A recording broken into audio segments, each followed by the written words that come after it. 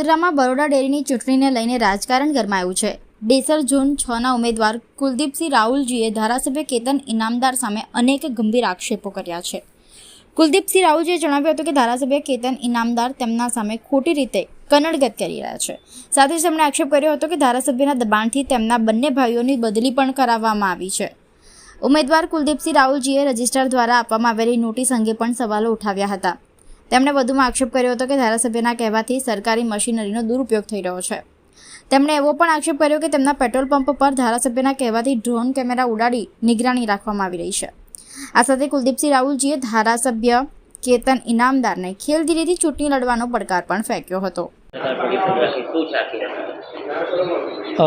બરોડા ડેરીના નિયામક મંડળની ચૂંટણી 2025થી 2030 માટે યોજાવા જઈ રહી છે, ત્યારે મેં ઉમેદવારી ફોર્મ ભર્યું છે અને 18 તારીખે મતદાન થઈ રહ્યું છે। ત્યારે સાવલીના ધારાસભ્ય એમના ઉમેદવારને જીતાડવા માટે એરી ચીટીનું જોર લગાવી રહ્યા છે, પણ એરી ચીટીનું જોર પ્રેશર પોલિટિક્સ માટે લગાવી રહ્યા છે। સરકારી તંત્રનો દુરુપયોગ કરી અને મતદારોને દબાવવા, ઉમેદવારને કેવી રીતે ડિસ્ટર્બ કરવું, ઉમેદવારને દબાવવા માટે નોટિસ પર નોટિસ મોકલી અને ઉમેદવારને ઓડિટ કરાવવું, તાત્કાલિક ઓડિટ કરાવી અને એમને દબાવવાનો પ્રયત્ન કરી રહ્યા છે। પણ 18 તારીખે પરિણામ નિશ્ચિત છે।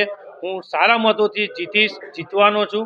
એમને ખરેખર જો એમને એ ધારાસભ્ય તરીકે 3 ટાઈમથી જીત્યા છે, આ તાલુકાની પ્રજાએ આ લોકો એમને મત આપી જીતાડ્યા છે, તો તમે શું કામ પ્રેશર પોલિટિક્સ કરો છો? લોકશાહી ઢબે તમે ચૂંટણી લડો, મતદાર પાસે જાઓ, પ્રેમથી મત માગો। અમે આટલા ટાઈમથી ડિરેક્ટર છે, ક્યારે કોઈ પ્રમુખ મંત્રી કે મતદારના દાદાગીરી કરીને વાત નથી કરી। આજે પણ પ્રેમથી મત માગ્યા છે। તમે લોકશાહી ઢબે ચૂંટણી લડો, પ્રેશર પોલિટિક્સ ના કરો। એ લોકો હાર ભાડી ગયા છે। 18 તારીખે ચૂંટણીનું પરિણામ મારા તરફી આવવાનું છે અને સારા મતેથી હું જીતવાનો છું।